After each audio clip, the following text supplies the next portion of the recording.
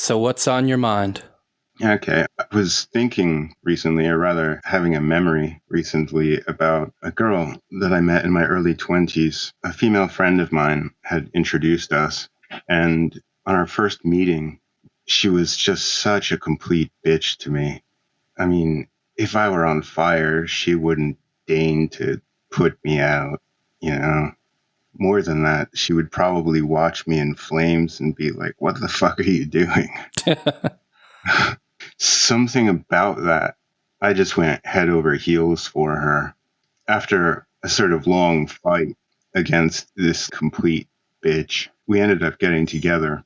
And then one day, well, it was actually Valentine's Day, she came to my place and gave me a stuffed teddy bear, and I broke up with her. God. There was the complete bitchiness made her seem unobtainable, but more than that, it seemed like she came, at least in my mind, to be aligned with some unobtainable thing. In other words, you would think if it was just the bitchiness that I liked or something, that once we got together, the game would sort of be over. Yeah. But while we were together, she was still sort of aligned with that unobtainability. And it wasn't until she gave me the teddy bear that the whole thing became disaligned, and I just had to get out of there. Does that make sense? I mean, at least as far as the narrative structure. Right. That's a good way of putting it, because within any realm of being reasonable, it doesn't make sense. But it does make sense in being disturbingly familiar. Right. So I had wondered about that for a long time afterwards. And at one point, I ran into Wilhelm Jensen's Gradiva. Have you heard of that? What is it called? Gradiva. Gradiva. I am not familiar with that. Okay. Well, I'll give a quick synopsis. This young archaeologist who is called Norbert is in a museum in Rome, and he sees a sculpture of a girl in a relief and basically becomes obsessed with her. I think he goes home and tries to recreate the relief in his house and so on. And one day out on the street, he sees a girl who is a spitting image of the girl in the relief. And, it's basically like something from his fantasy world has just like appeared in the actual world. And of course, he falls head over heels for her. And he doesn't get a chance to speak to her. But, as the months pass or whatever, they end up, sort of passing each other in the street or whatever, and he finally, goes up and talks to her and sort of professes his love to her. But she, he's like, my Gradiva, or whatever, and she's like, dude, my name is Zoe. The whole romance basically starts, and then one day, while they're walking together, from behind them, they hear a woman's voice calling out, Zoe, Zoe, and she turns around and it's her, friend from a long time back. And Norbert runs away.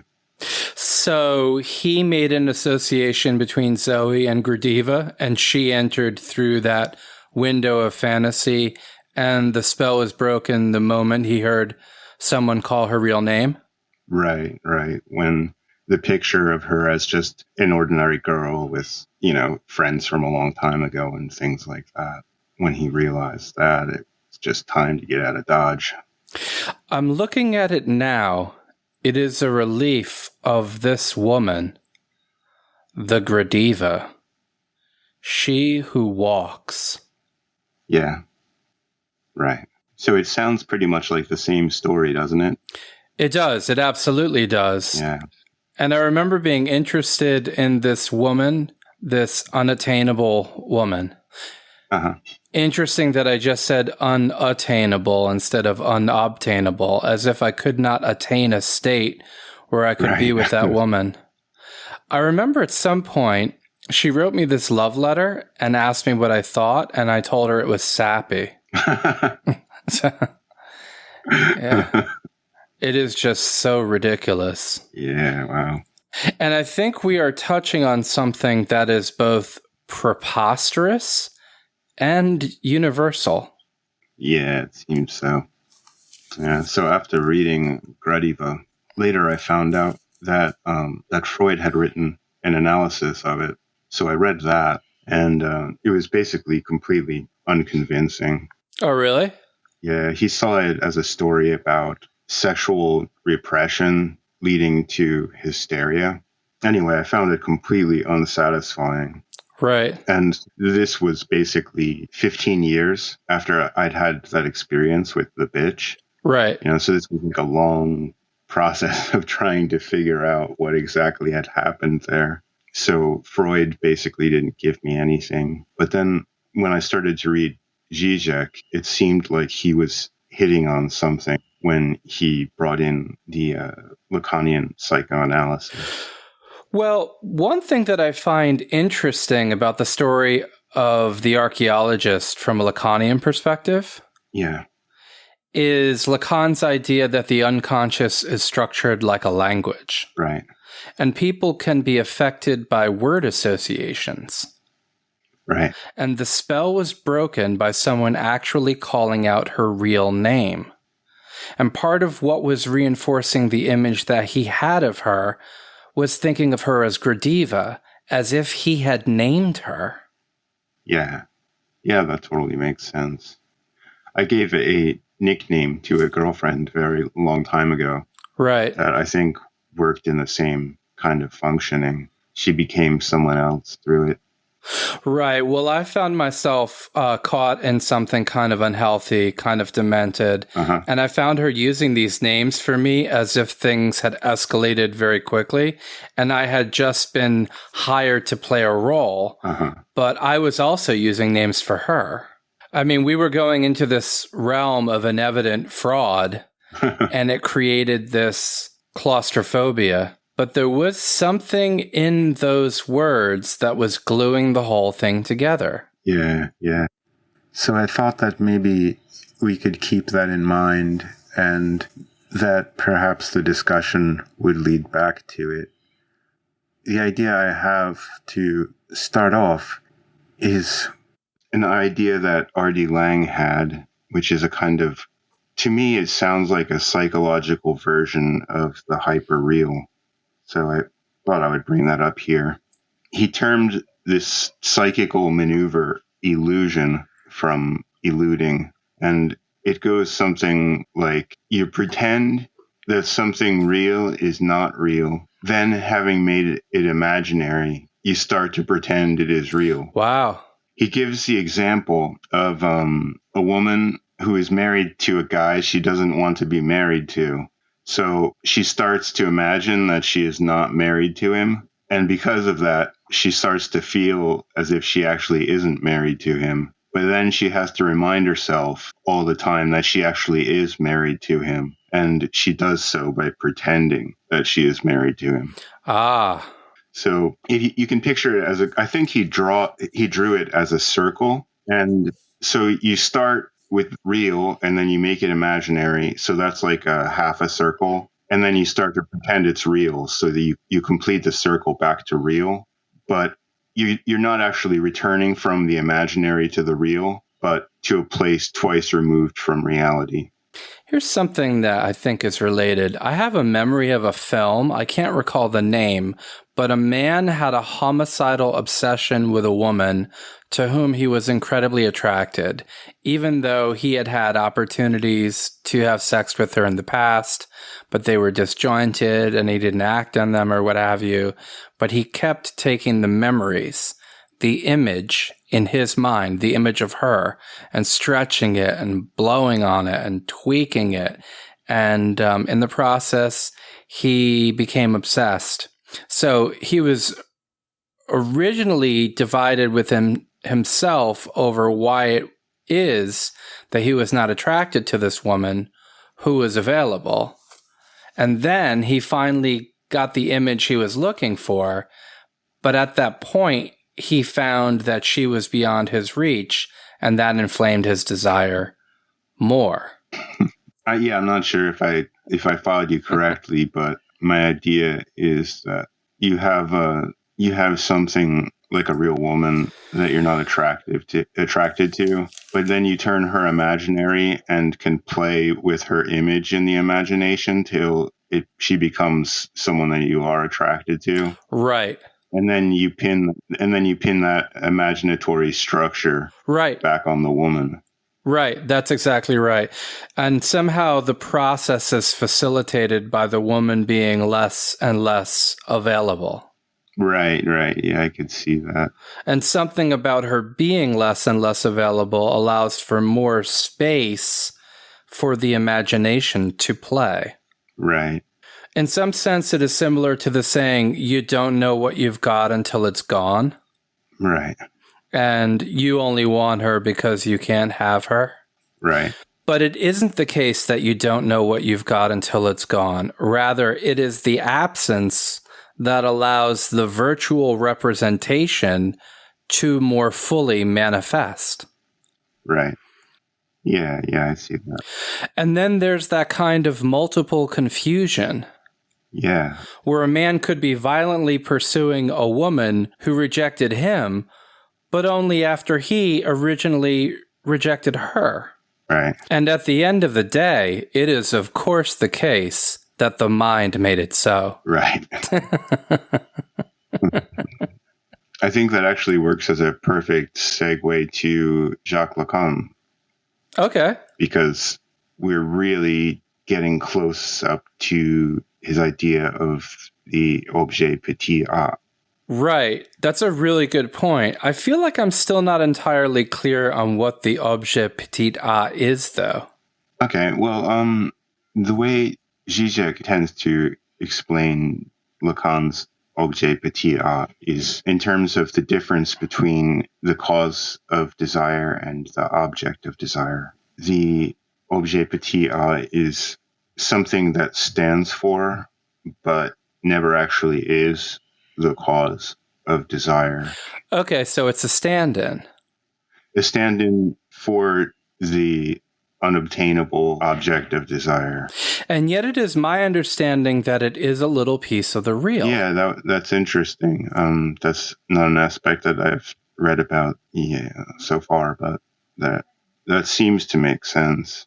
You once said that when a person seems unattainable, that it is easier to link that person with the elusive, mysterious, unobtainable thing. And that really seems to be this kind of Zizek Lacanian sense. Right, and that links back to what we were just talking about with the man's attraction to the woman who is no longer available. Right. I've come across the notion that the objet petit a is in some sense a piece of the real that if you actually encounter it, you end up not having desire because in its presence there is no room for desire. Uh-huh. And that has its own kind of suffocating quality, which I think relates to the idea experience that when you get what you want, it isn't what you want. Right. That totally makes sense. Yeah. Thinking about the idea of, well, the way that Lacan has described objet petit a is that it's something in a woman that I end up loving because, well, the way that he puts it is, I forgot where this quote is from, but he says, I love you, but there is something in you more than yourself that I love, objet petit a. Right.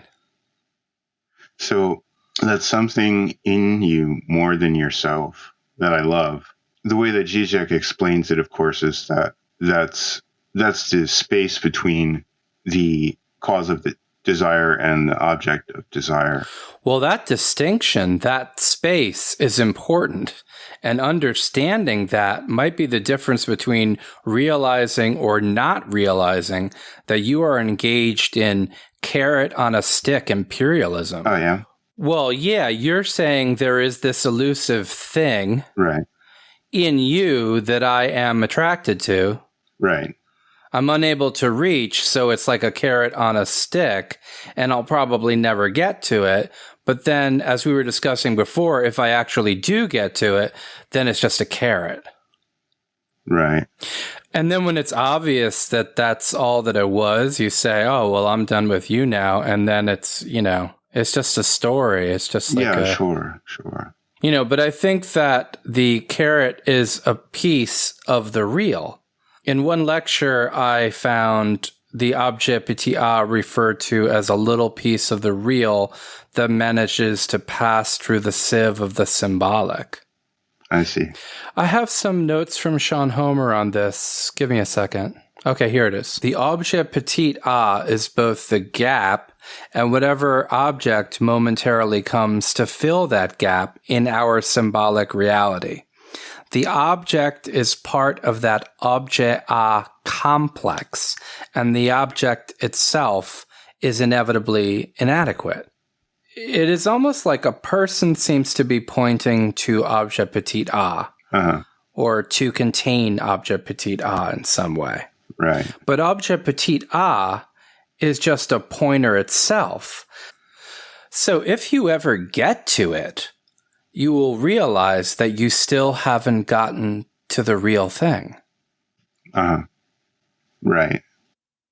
So you see in a person or object the thing that will satisfy you, or you sort of actively imbue that person or object with the qualities that you think will lead to your attaining that thing.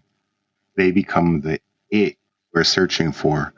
But then the later realization is a disalignment where they never were actually it. So you did not get it, but only the person or object shed of its connection to the thing you were searching for. This honestly all reminds me of that Faith No More song. Of what? There's a song that is coming to my mind that really reminds me of this conversation. Mm-hmm. I think the song might be called Epic. Okay, here are the lyrics. Can you feel it, see it, hear it today? If you can't, then it doesn't matter anyway. You will never understand it because it happens too fast.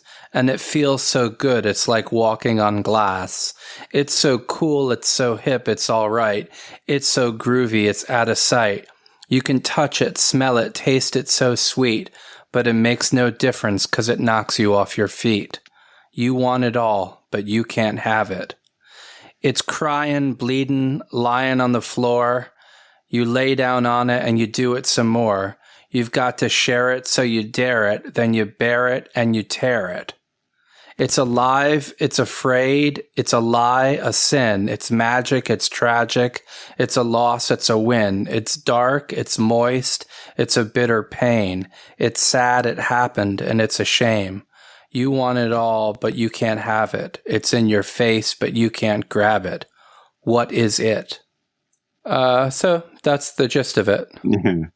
Right. Yeah. Just seems related to what we're talking about. Yeah, it seems related. There are better lyrics than I would have expected. So here's one possible interpretation.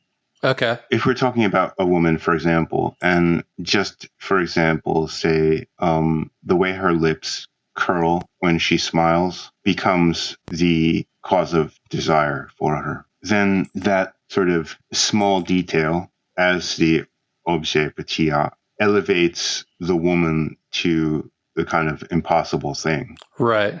And then that becomes a screen. She becomes a screen on which you start to project all of your fantasies and so on. Right. That makes sense. Okay. So then she really starts to come to embody the object of your desire. Maybe if you shift the way that you're looking away from her and back onto the objet petit a. Zizek definitely explains the objet petit a in those terms, that sort of some small detail that turns the possessor of that detail into some kind of elevated form. Right. And what I'm thinking is that possibly by shifting your gaze from that object back to the small detail is a way of moving towards the real. By focusing on the small detail? Right, because in the end, it's the small detail that caused your desire, and then the woman ends up becoming basically a projection screen. Well, I have a question. What if that detail is an attribute you start relating to fetishistically, even paying a prostitute or a dominatrix or whatever, some role-playing thing? On the one hand, it seems depersonalized. On the other hand, it seems to be centered on that attribute anyway. Right. Is that taking you closer to the real, or is that taking you someplace else? I see. Yeah, I see what you're saying. My idea is instead something like, just to bring up Twin Peaks, in the pilot when Cooper is interrogating different people, he keeps showing them the videotape of the picnic that Laura and Donna had. Right. And the key to what he is bringing the video up for is not who is in the picture, but rather who it is that's filming Laura and Donna. Do you see what I'm saying? The person from whose perspective that is being shown.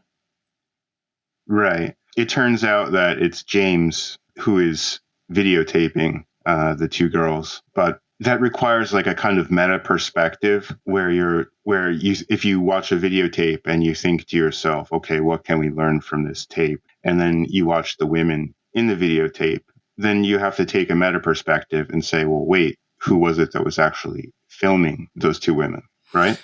Yeah, that makes sense. So imagining that those women, what appears on the screen is the object of desire, then to take the meta perspective and go back to who is actually filming that is to go towards objet petit a, towards the person creating those projections, towards the psychological apparatus that is creating those projections and so on. So, I mean, it sounds like you're saying it is within the individual. So what can I do? Some kind of meditation to get closer to the source within me from where it's projecting? I mean, is there a real to be had in the world as some sensual experience? Right. Well, that's a good question.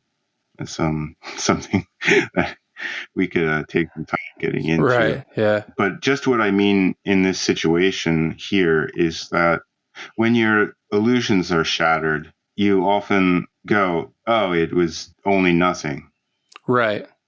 And that, to me, is moving away from the projection screen towards the tiny little insignificant detail, which might as well basically be nothing, that started causing all of that projection to start. Okay, so in a certain sense, it's insignificant, but in terms of the experience, it was the opposite of that. It was actually a sign of something. Sure.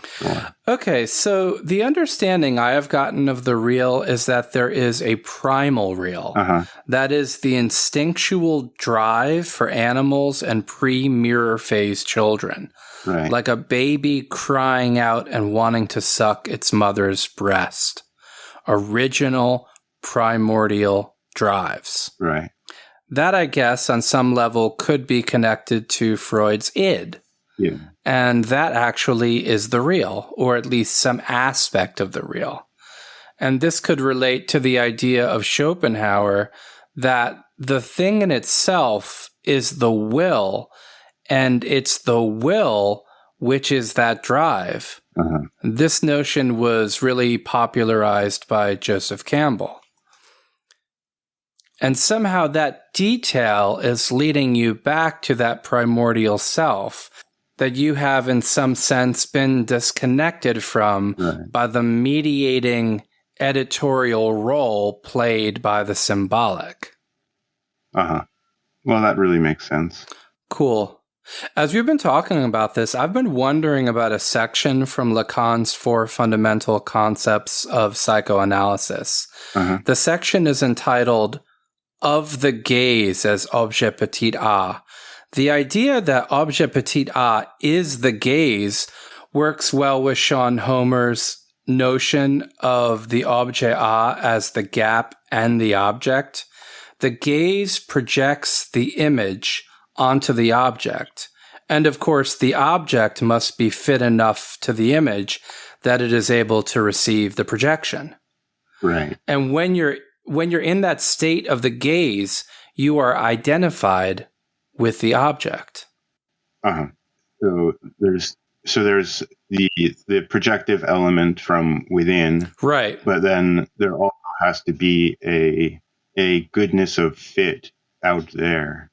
Right. To match it. You're not just going to look at a Formica table and fall into this. Right. Those criteria have to be met. And in that section of Lacan, it says, "It is not for nothing that analysis is not carried out face to face.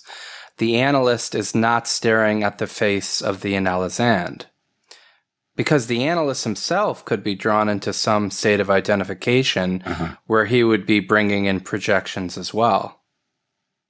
Right.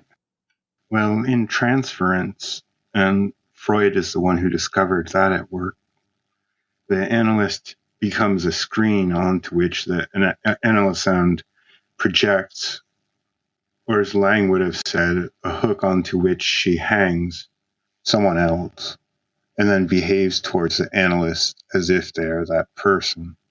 Then the analyst, if they get caught up in that game, for example, if the analysand sees the analyst as her father, to whom she generally acts like a spoiled brat.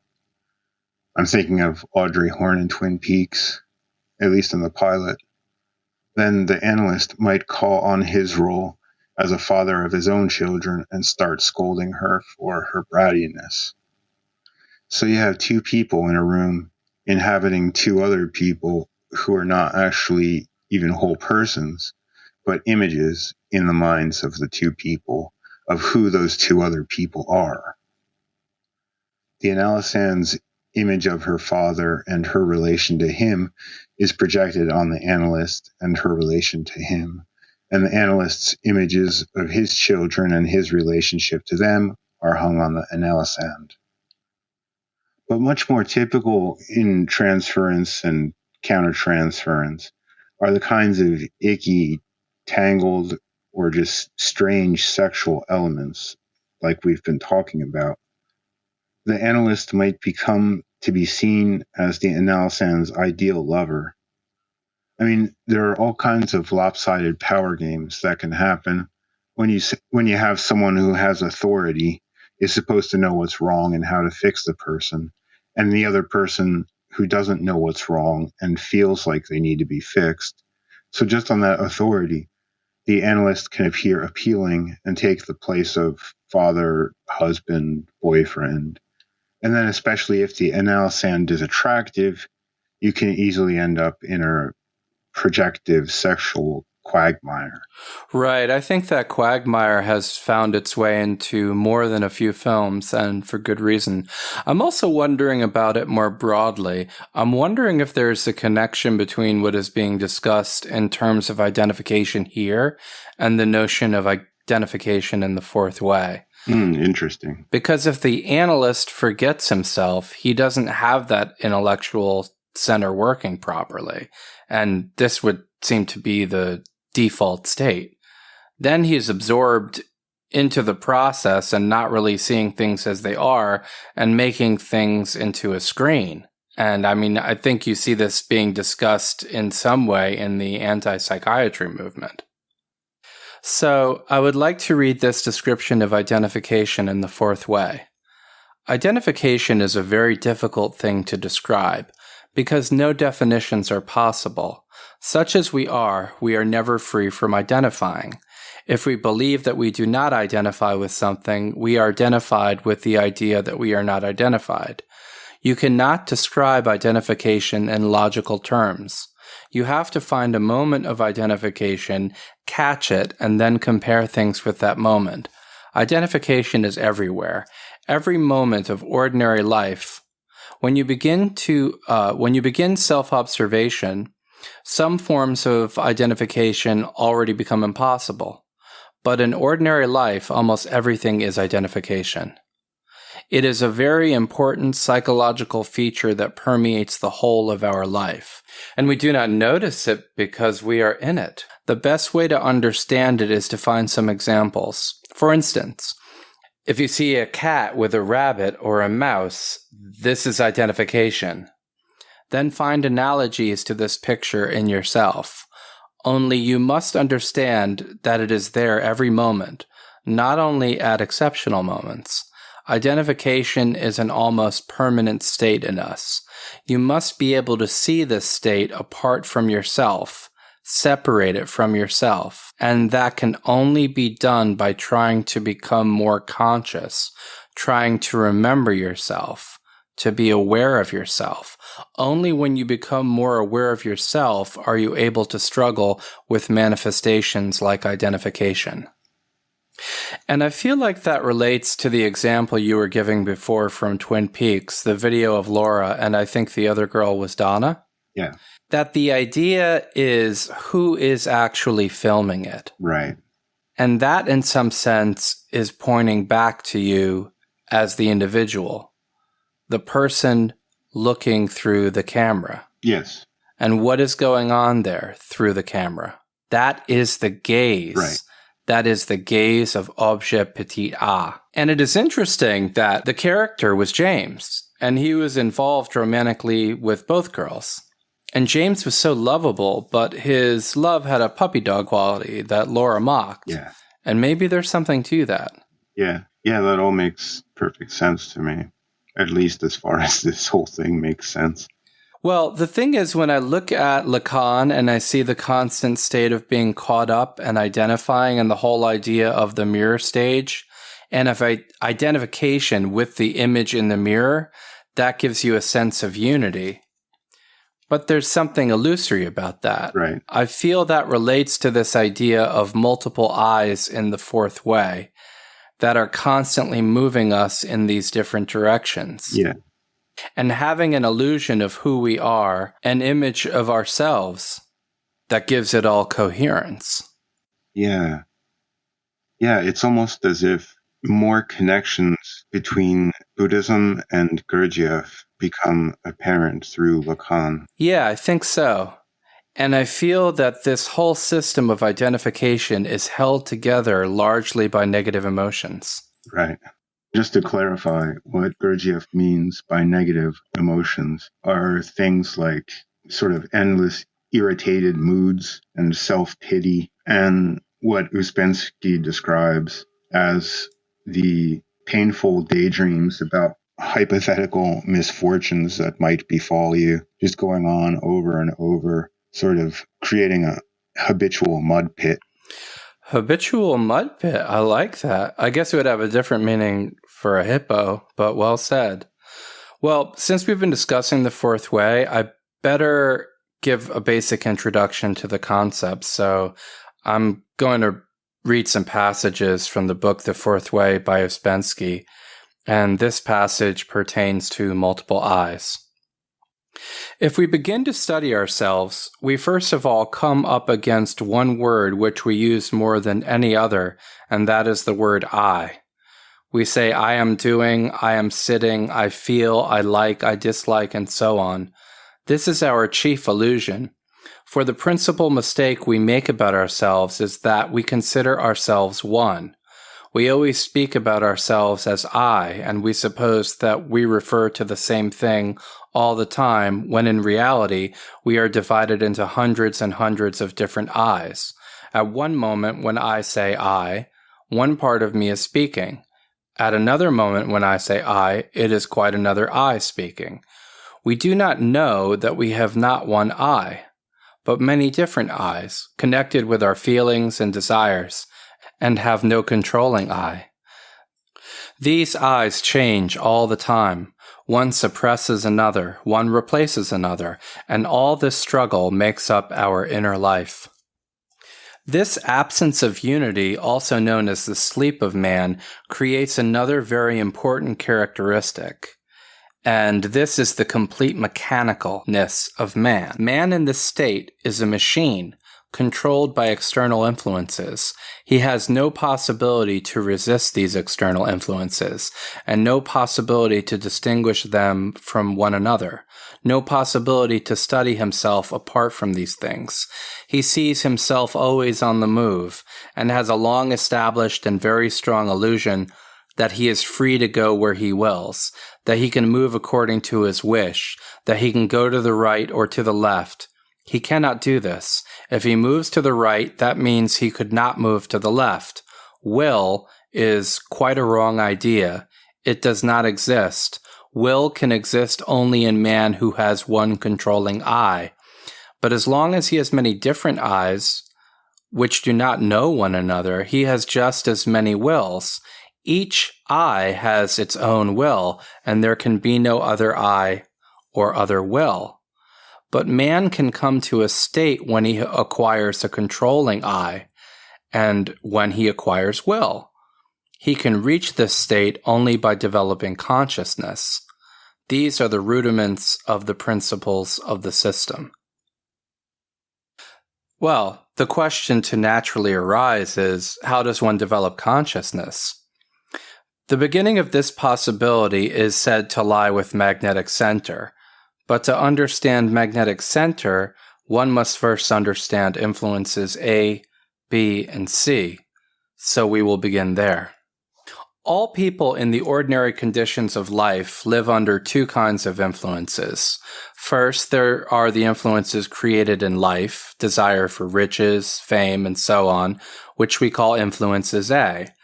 Secondly, there are other influences which come from outside life, which work in the same conditions, although they are different.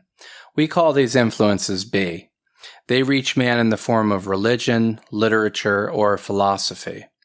These influences of the second kind are conscious in their origin. Influences A are mechanical from the beginning.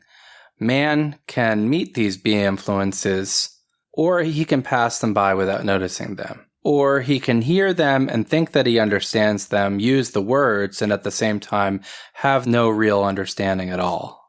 These two influences really determine the further development of man. If man accumulates influences B, the results of these influences crystallize in him. I use the word crystallize in the ordinary sense, and form in him a certain kind of center of attraction, which we call magnetic center. The compact mass of memory of these influences attracts him in a certain direction, or makes him turn in a certain direction. When magnetic center is formed in man, it will be easier for him to attract to himself more influences B, and not to be distracted by influences A. With ordinary people, influences A can take so much of their time that nothing is left for other influences, and they are hardly affected at all by influences B. But if this magnetic center in man grows, then after some time he meets another man, or a group of people, from whom he can learn something different, something that is not included in influences B, and which we call influence C. This influence is conscious in origin and action and can only be transmitted by direct instruction. Influences B can come through books and works of art and things like that, but influence C can only come by direct contact. If a man in whom magnetic center has grown meets with a man or a group through whom he comes into contact with influence C, that means that he has made the first step. Then there is a possibility of development for him. Influence C is a school, and by this we mean a fourth way school. The chief technique of a school is self-remembering. When you remember yourself, you direct your attention to yourself, while you also direct your attention to objects and other subjects. In other words, you are aware of yourself while you are engaged with the world. If you practice this observation for some time, you may notice some strange things. For instance, you will find that what is really difficult in observing is that you forget about it. You start to observe, and your emotions connect with some kind of thought, and you forget about self-observation. This state of relative powerlessness and disunity is covered over by false personality. This mechanical part of us is chiefly based on imagination, on wrong views of everything, and above all, on a wrong view of ourselves. We must realize how much we are in the power of this false personality and invented things which have no real existence, and we must separate what we can really depend on from what is not dependable in ourselves. This may serve as the beginning. When we know ourselves better, this will help us to awaken. So, in this system, it sounds bleak. On the other hand, there is at least the possibility of breaking out of these Lacanian patterns. Right. It gives a different perspective and maybe holds some hope. I feel that in a strictly Lacanian framework, the issue of attraction is always suspect, a trick of an objet petit a prone mind, a projection of your own gaze. And when it crumbles later, you will realize it was just the contours of the corner of her mouth or something, or some association with someone else who had hair like that. The features that take on that projection. Yeah. I remember once I'd gotten out of a relationship and I was like, wow, that was really crap. And then I was walking past a restaurant and I noticed a woman who had very similar features. Yeah. And I found myself instantly attracted to her. And those features are all incidental. Right, yeah. Right. It's almost enough to have you dive right back into the same thing. Right, absolutely. Then look at these rapists and serial killers who have a type. Yeah.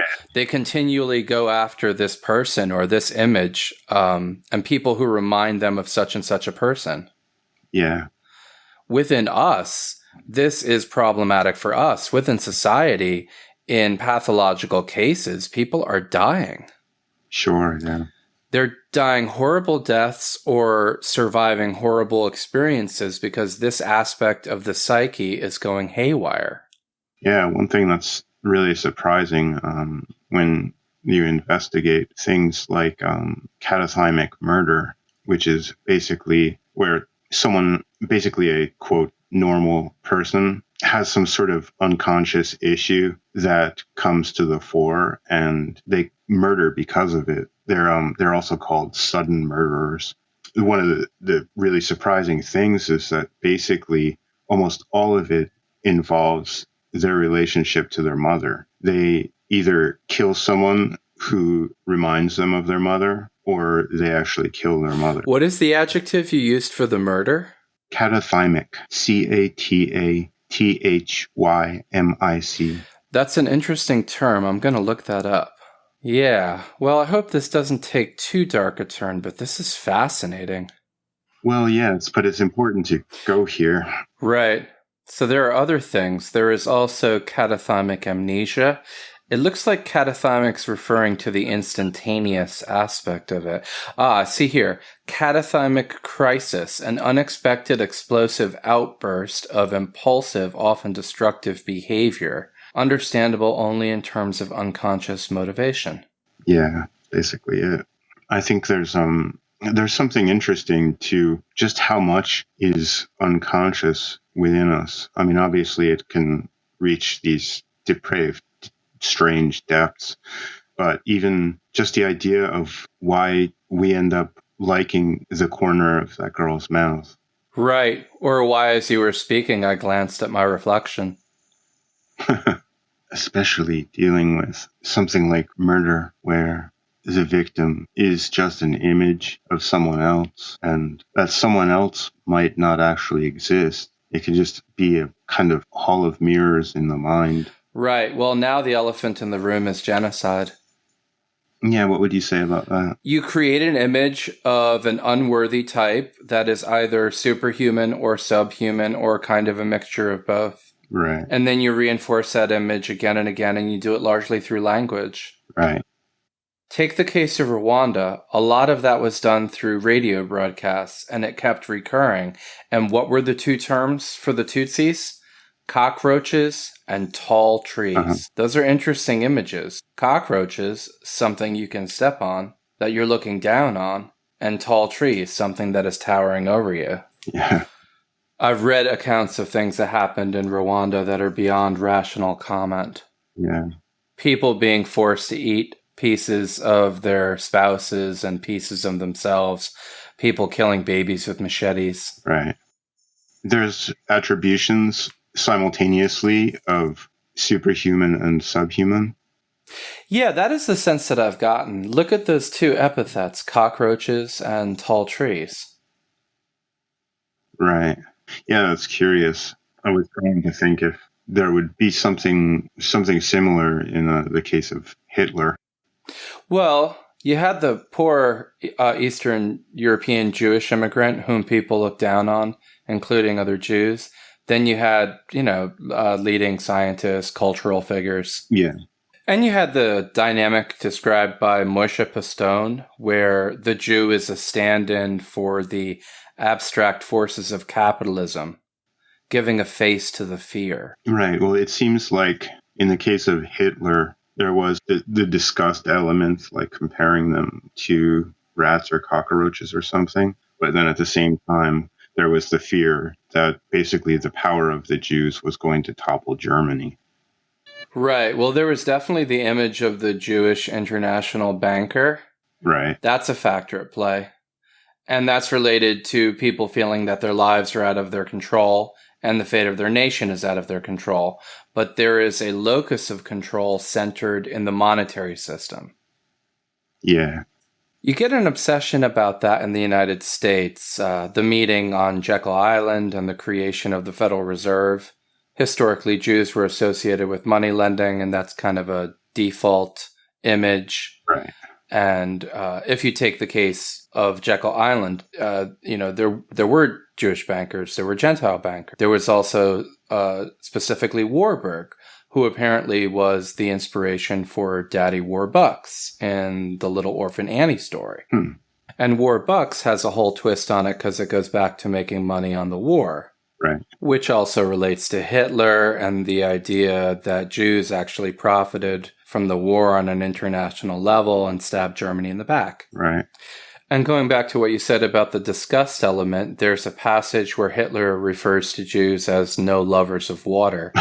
And that goes back to the idea that they were dirty. And then he goes on to talk about the moral stains of the chosen people. Yeah, wow. When we think about a serial killer and we think about that process of projection, we see them killing without the permission of the society. In the case of a national movement, people like that can rise up to a state of prominence in a bureaucratic system that charges forward like a machine that has a drive to persist in its own being and expand its outreach. Right. Again, we have these unconscious mechanisms within us that are driving us. We are driven, as Gurdjieff or Spensky would say, like machines. Then we as machines build these larger political machines, social machines, and then those creations charge forward. And then, even if we want to stop the machine that we've created, it has built up momentum and it has its own chaotic complexity. Right. Yeah, for sure. So what do you think of this? I believe that Zizek, in describing the LGBT, said that there is that gap between the cause and object of desire, and that is related to unobtainability, but that in love, the cause and object coincide. So is he saying there is such a thing as love as an authentic emotion? Yes. Well, I think that might be a way of distinguishing love from infatuation. Right. How would you say that connects to, well, for example, in infatuation, there does seem to be a connection between that and the unobtainable thing. Right. Almost like it's a game playing with what presents itself as it, but is not. Right. Because in a way, if I am taking Zizek's words correctly, the idea that there is an authentic love kind of throws out all of the rest of the ideas. How do you mean that? I mean, there seems to be in his elucidation of Lacan the idea, a kind of overarching unobtainability, that there's always a gap, that there's always a lack, but then there's also true love. Is that a contradiction? What does that mean? I'm not sure what it is that I'm looking at. It seems like you can't really have it both ways. I just thought of Joseph Campbell, and I think he made a very important point that's relevant to what we're talking about here. He discussed how different psychoanalytic models were relevant to people at different psychological stages. Right. So Adler's theory that has to do with inferiority/superiority issues were relevant to people at a certain stage. Right. Which he, of course, connected to chakras and so forth.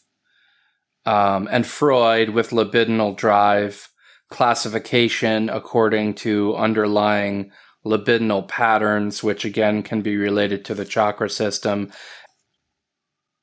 Right. And looking at sex and aggression. And again, it's relevant to people at a certain stage of development. And, you know, he also talked about how Jung was relevant to a certain level. Yeah. Maybe Lacan is describing ordinary consciousness and pathologies that can arise in an quote-unquote ordinary person. I don't mean someone who isn't pathological necessarily. I mean a person who hasn't reached a certain level of unification, integration, emotional growth, the emergence of magnetic center in the fourth way, and an ability to see beauty beyond just having identification, and some sort of projection. I mean, actually reaching higher states of being through development. Right. That reminds me of the Japanese psychotherapist Kawai Hayao. He said, "You people in the West talk about personal, interpersonal, and transpersonal psychotherapy. I'm talking about non-personal psychotherapy." Oh, that's interesting. Could you unpack that a little bit? Well, sure. Connecting it to what you just mentioned of Campbell, once you go beyond these types of personal psychotherapy, you get to the sort of Buddhist level. Like, for example, if you, to use the vernacular, transcend ego, then there is no longer a person there, but there is a psychology involved still. Right. You could obviously relate that to Ken Wilber and different stages of development. Right. So I think that is what we are getting at. You are entering into different analytical schema based on the levels. Right. Then you can get into how we're constantly cycling through levels. Right. As you see in Tibetan Buddhism, and they talk about these different worlds, whether you are in the hell realm or the jealous gods or what have you. Right. Bringing up Wilber's stages, I think that could use a little bit of explanation and maybe a much deeper explanation in a later podcast. Okay, so the stages are referred to by Gebster as archaic, magic, mythic, rational, pluralistic, and integral, and what is referred to by Gebster as pluralistic is generally referred to as postmodern by integral theorists. Right, yeah, I agree with that. And these, we should say from the start, are sort of their developmental stages that sort of, they seem to work at an evolutionary bandwidth and also at a personal level. Right. It's kind of like that old notion that ontogeny recapitulates phylogeny, right, where you seem to go through the stages of evolution in the womb, but that seems to be more a matter of appearance, but the concept is analogous. Yeah. It seems to me that, for example, Gebser's first couple stages, archaic, magic, and maybe mythic, seem to be present today in hunter-gatherer societies and that sort of thing. I think it is the case that you can see the magical stage present in certain tribal people. For example, when you see a Kalahari Bushman establishing what he believes to be a telepathic connection with the animal he is hunting, that would be an example of the magical stage, psychologically speaking. Right. It also opens up the question, is his perception that he has this connection with this animal just a matter of his perception? Or does he, in fact, have a special connection with that animal? Right. That's a very well debated point.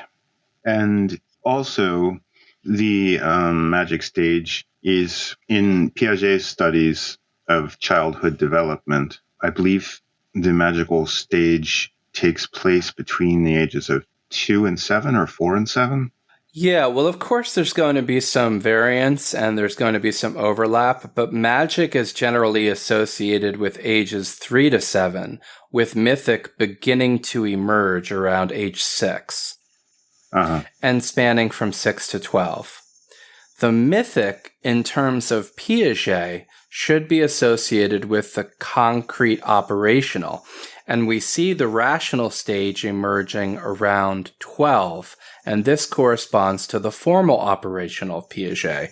An example of engaging in formal operational performance is doing algebra. Okay, that makes sense. I seem to recall reading about how the rational comes with adolescence when introspection becomes available to a person. Yeah, that totally makes sense. And that would also be connected with looking at something from someone else's perspective. Right. When Wilber talks about the mythic, he's talking about literal interpretation of religious symbolism, fundamentalism, and/or ethnocentrism, where there is a very strong emphasis on in-group versus out-group, separate moral community. And historically, members from alien tribes have not been treated with the same moral consideration. Right. Yeah, that makes me think about how, basically a person can reach a certain stage of development and then basically stop while there are further developmental stages beyond that.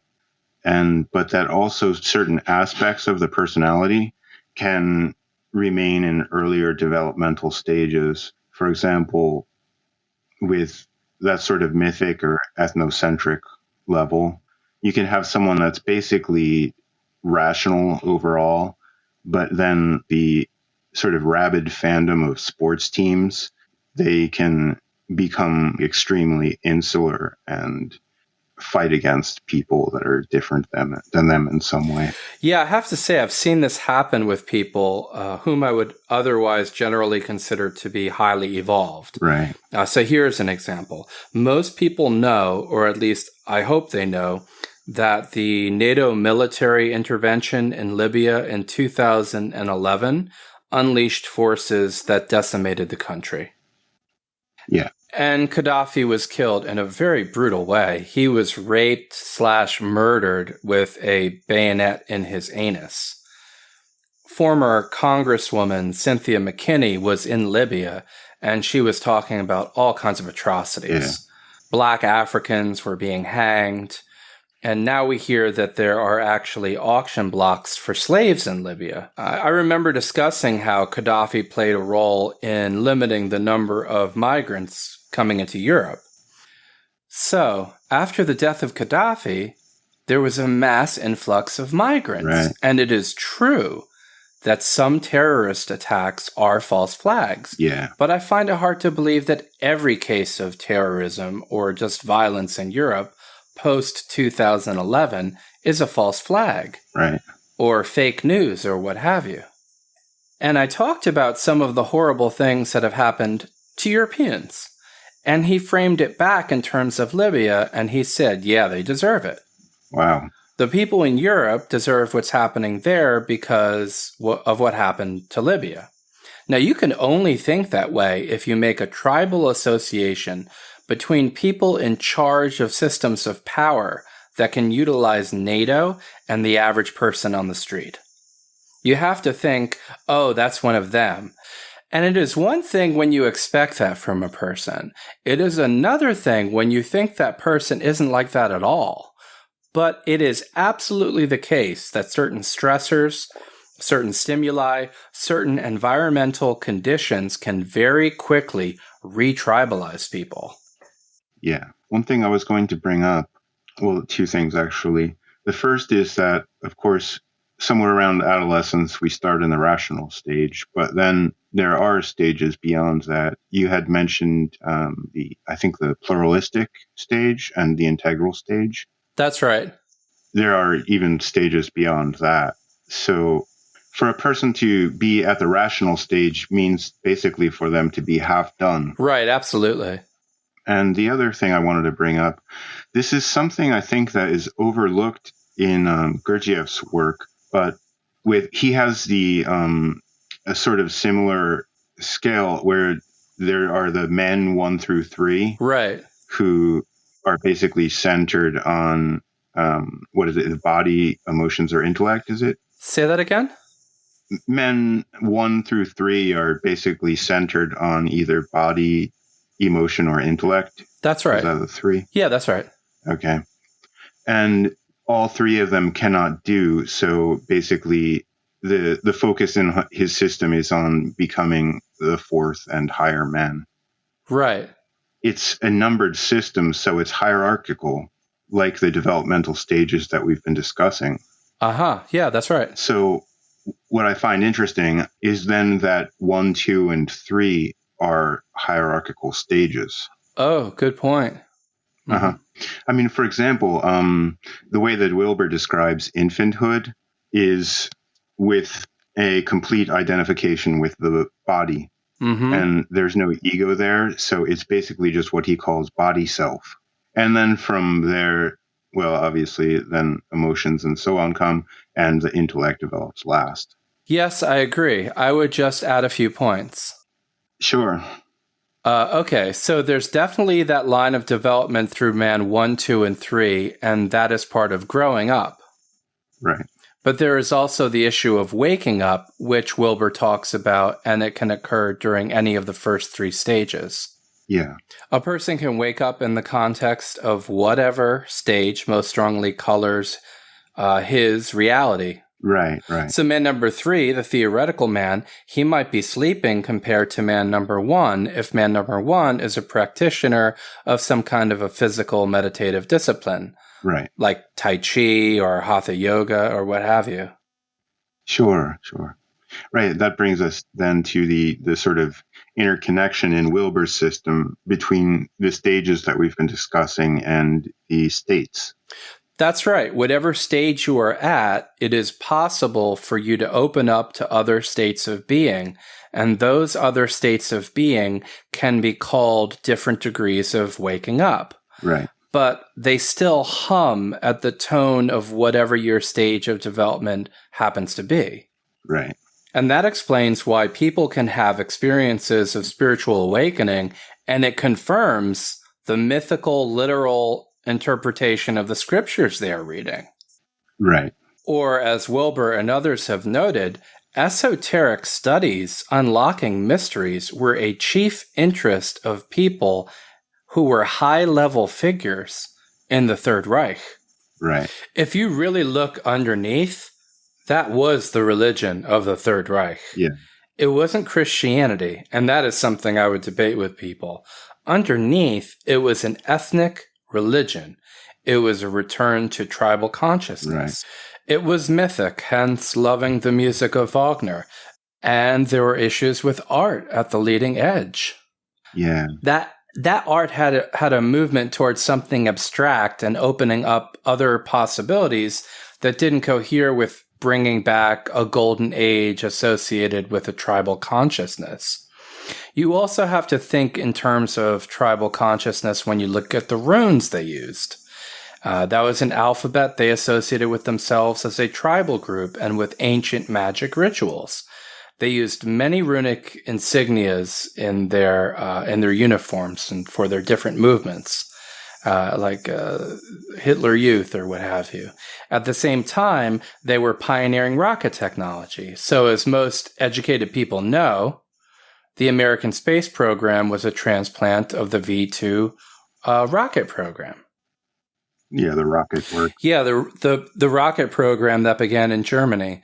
That is a perfect example of people obviously operating at a formal operational level, but the application being subservient to a vision of the mythical retribalization of the nation. Yeah. And, of course, the expansion of the power of the tribe. Yeah, exactly. It reminds me of, I've recently seen a lot of news in the West about these kinds of things, like that we should tear down statues of George Washington because he was a slave owner and that kind of thing. Right. I was reminded of that when I watched a recent documentary called Three Identical Strangers. Have you seen that? No. Okay. Well, I'm going to spoil it. So for anyone that hasn't seen it, you can skip ahead a couple minutes. But it tells the story of this young guy. He goes to college on his first day, and everyone on the campus acts like they know him. And it turns out that he had a twin brother that he didn't know about. And they were both adopted, and he ended up going to the same college where his twin brother had already been in attendance. So that becomes a huge news story. And some people watching the news stories say, wow, they look like this guy I know. And then through the news stories, it turns out that there are triplets who were all adopted by different families and so never knew that they had siblings. So they end up going to the adoption agency to figure out why they were separated. And the agency basically just explained to them that it would have been hard to find a family that would take in 3 children. They usually only want 1. And so the triplets basically are like, oh, okay. And they leave. But then one of them or one of their family members or friends forgot his key in the office of the agency. So he went back. And when he went back, he saw all of the people in the adoption agency drinking champagne and talking like they had just dodged a bullet. And it was like completely bizarre. So they started to look into it more and more. And as the story slowly unveils, the agency had been working with a psychologist to implement a program of putting twins and triplets and so on in completely different families to study whether it came down to nature or nurture. Wow. Basically this huge diabolical plan where, like, in the case of the triplets that are the main people in the documentary, they would have psychologists under the main psychologist's training come and perform experiments and, ask them questions. And basically throughout their childhood, they were being kept track of and spied on and so on. And they were purposely put with families of different financial means and so on, basically just to try to, weasel out how much of it exactly is genetic and so on. There were at least 2 or 3 suicides among these children who had been purposely separated from, their twin siblings from like early infanthood to do this crazy research.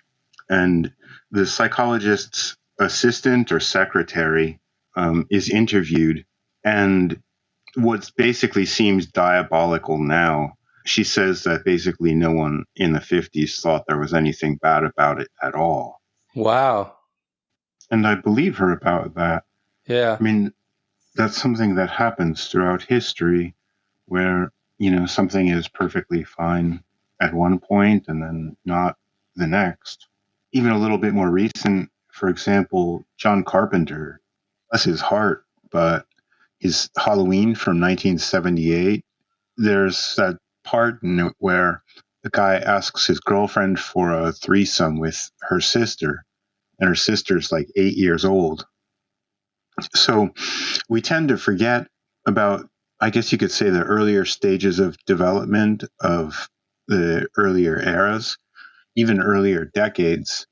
But we also forget what it was like to be in an earlier stage personally.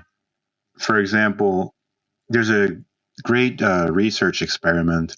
I hope I'm getting this right, but basically you go into a children's classroom, young children, and you hide something. For example, you put an apple in the teacher's desk drawer, and then the teacher leaves the room, and then with the teacher out of the room, you switch the hiding place to somewhere else, say a cubbyhole.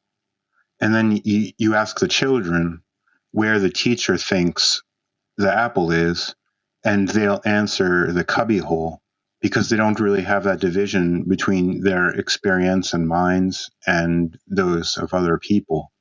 Obviously, the teacher will think that it's still in the desk drawer, having not seen it get moved.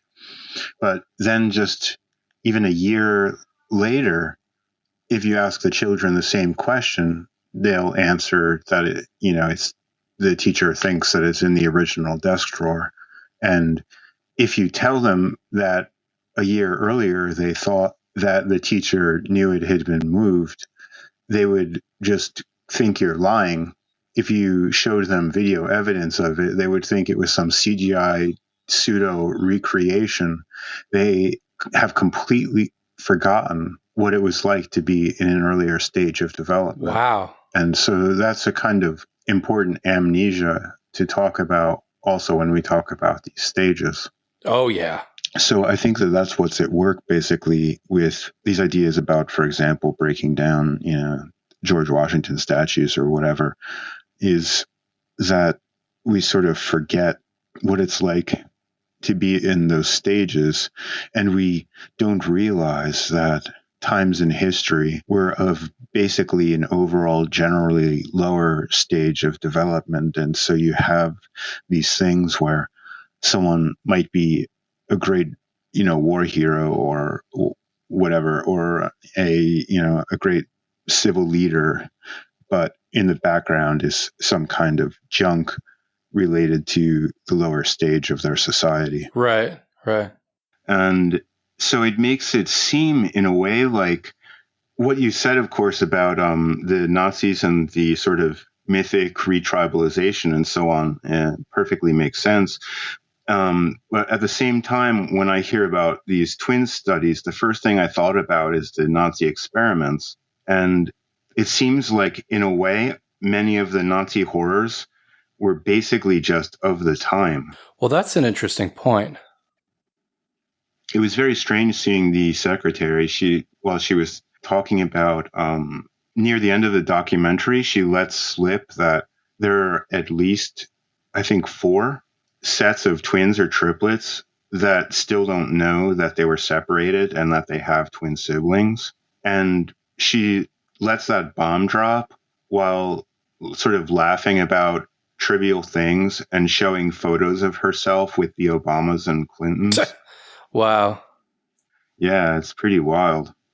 So, but when I watched it, what I thought was basically that while we each individually move through, or in many cases don't move through the developmental stages, societies overall also seem to do so. Yes, and that goes back to the original idea of the stages as mapped to history. And you also have cyclical processes, right? Yeah. So what was not morally permissible at one point in a society becomes permissible later because a society is in decline. And since human beings go through these stages, if you are born into a society in decline, it is easy to get stuck in that stage.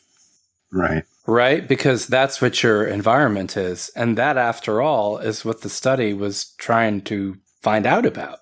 Exactly. Right? And what the researchers might not see is how they are part of a larger experiment themselves. You mean the experiment of the forecast of the success of being at one specific level of development? I mean it in the sense that what is happening is an endless experiment of nature. Right. Constantly being in whatever the trajectory of your environment happens to be. Right. And playing your part. And there is always the question of whether you have free will, or if you are just a function of a larger system. And even if you consider our genetic codes, then that's just the trajectory of nature. And if you consider the societal components, that is just the momentum and trajectory of the society. Right.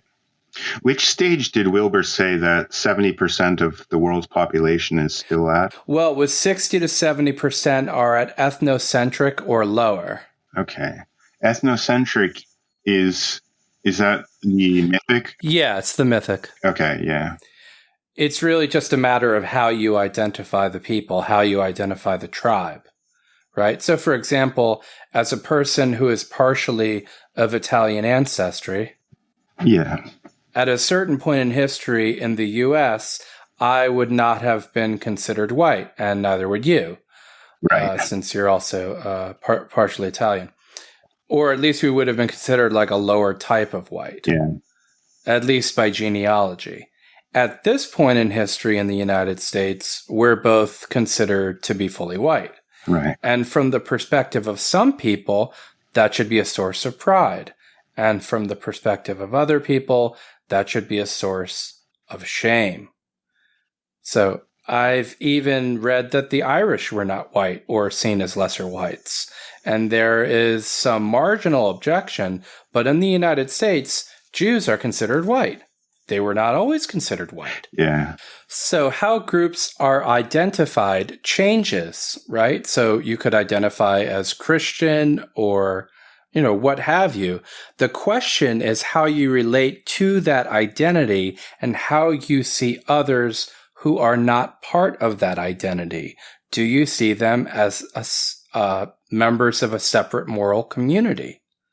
So again, that could be whether you see yourself as white or black, but also whether you see yourself as Christian, whether you see yourself as Muslim. It's how you're identifying the group and what your commitment to that group is and how you view outsiders. Right. Yesterday, I had a sort of personal epiphany that the way it seemed to me when thinking about it is that there's an ethical imperative to go beyond the stage of your society. There is a passage in the Talmud someone once shared with me. It relates to what you are saying. A man is in a tribe. It's basically a pirate tribe, and they attack people, kill them, and take all they have. That is what they do. During a raid, this man takes the goods, but he decides to let the people live. Well, he is good.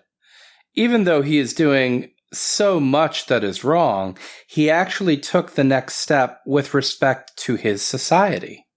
Yeah. I was just looking at one formulation of Wilber's developmental stages, and I was surprised. In this formulation, there were 12 stages, and I think the last 4 or so of them basically seem to be about the non-personal level.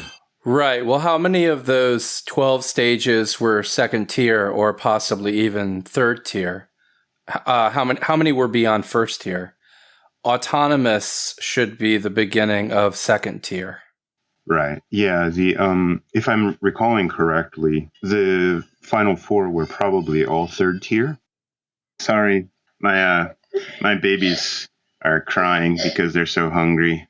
So there's a little bit of background noise, but I've been noticing it, but I like it actually. It adds an interesting touch. Yeah. That is one of the ways of understanding the cry of a baby. Okay, so I'm looking at this chart. When you move into second tier, you enter mid-vision logic. Mid-vision logic is teal, strategist, autonomous. Higher principles rule relativism. You are aware of system interrelatedness and interdependence. Fourth person perspective expanded in historical time. Experience of enduring core self. That right there, the experience of enduring core self, I think that is a lot of what we're talking about as being absent. Yeah, I think so, sure.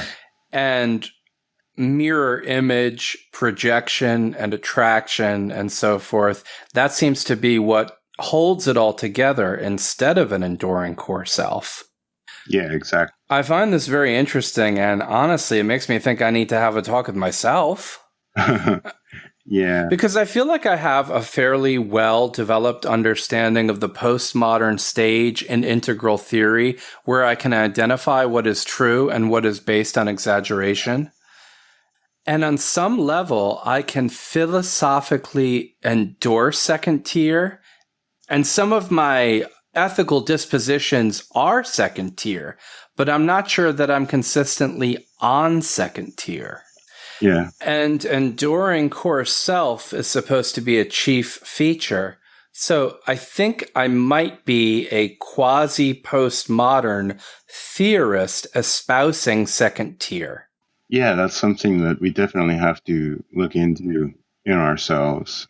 And yeah, I definitely think within myself as well, I find inconsistency.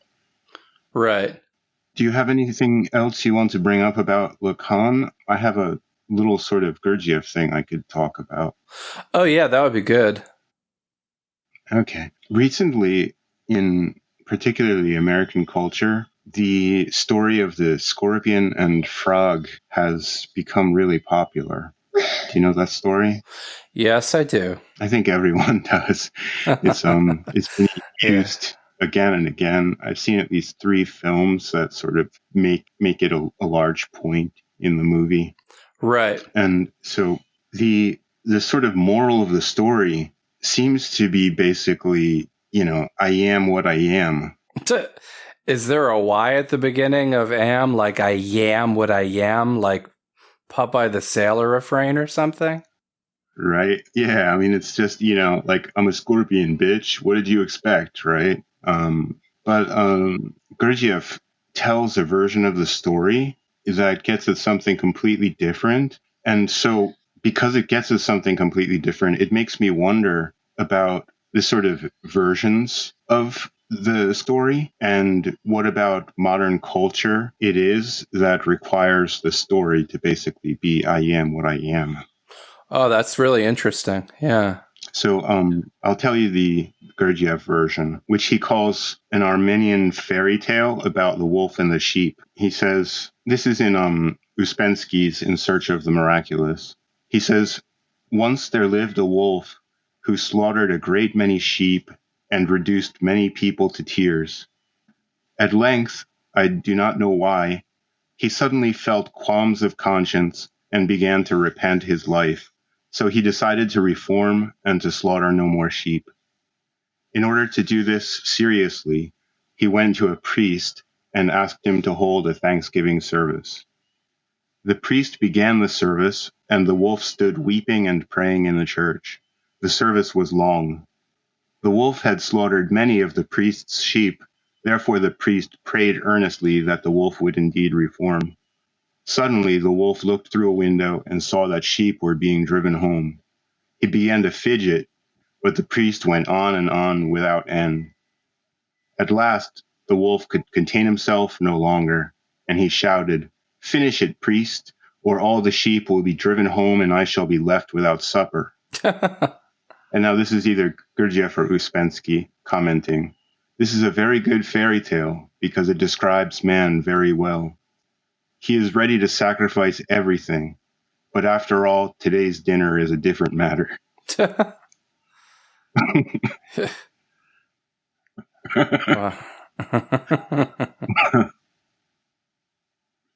A man always wishes to begin with something big, but this is impossible. There can be no choice. We must begin with the things of today. Ah, that is very, very interesting. Right? It reminds me of something Ouspensky said. If you're too fixated on big picture, profound ideas, and you have an attitude of not really having time for daily life and not really tending to it, you're not doing it right. That's not the fourth way. Yeah. And it also reminds me of this idea you find in the fourth way that philosophy is actually a lower level than psychology. Right. After zooming back, you have to zoom back in and deal with specifics. Sure. It relates to Kierkegaard's idea that he states in The Sickness Unto Death that the despair of the infinite is to lack finitude, and the despair of the finite is to lack infinity. Yeah.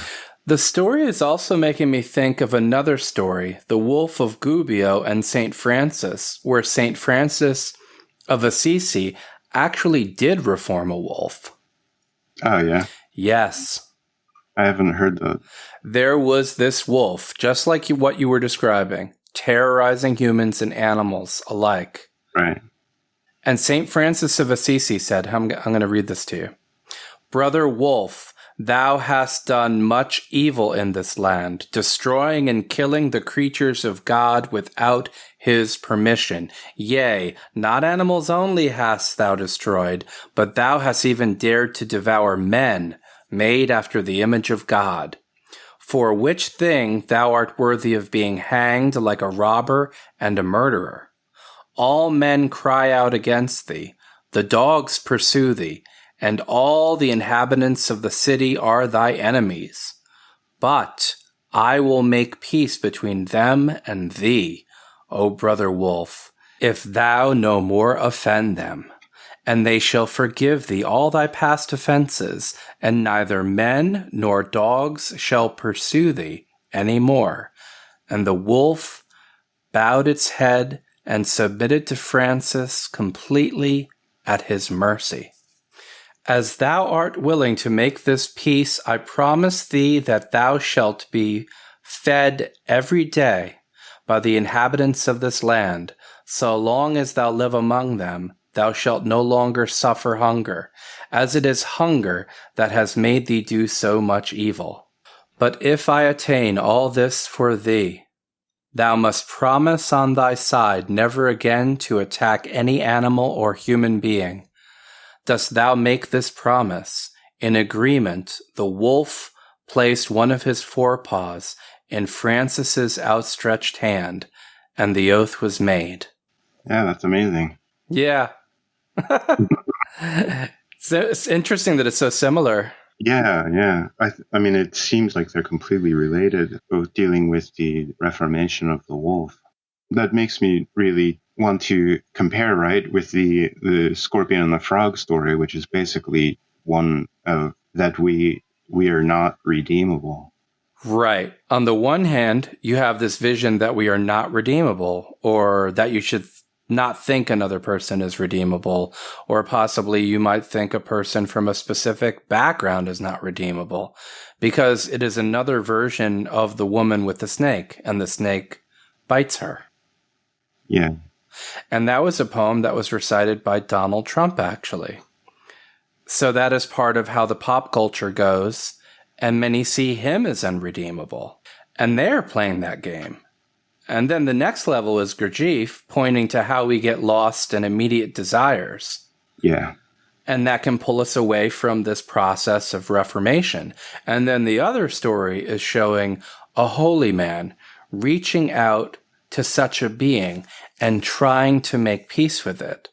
And on some level, the holy man reaching out to such a being and trying to make peace with it could be that higher conscious aspect of yourself trying to integrate with this other aspect of yourself.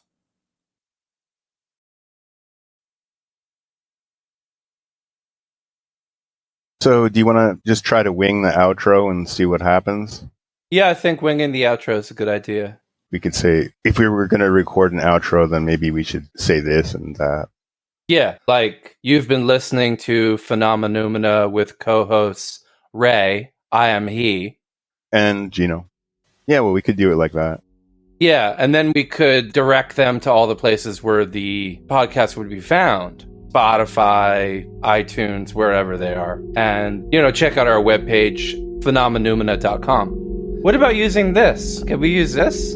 Yeah, I think maybe we should use this.